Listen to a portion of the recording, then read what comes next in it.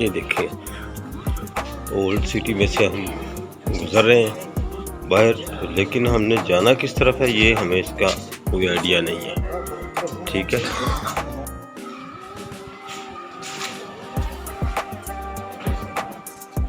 ये बिल्कुल ऐसे है जैसे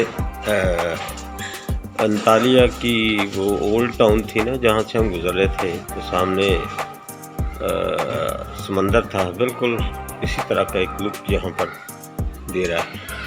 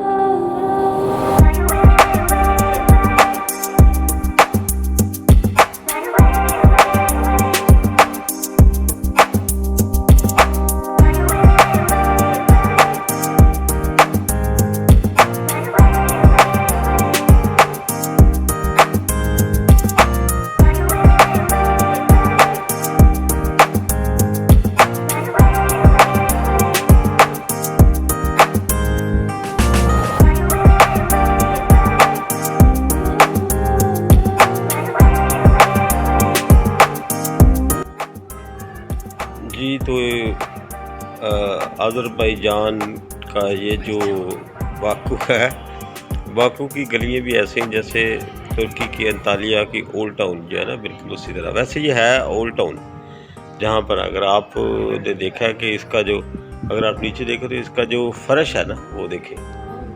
तो इसके अलावा ये देखें, आपको ये मेरे पीछे आपको बिल्डिंग नज़र आ रही है। तो ये देखें, ये देखें, ये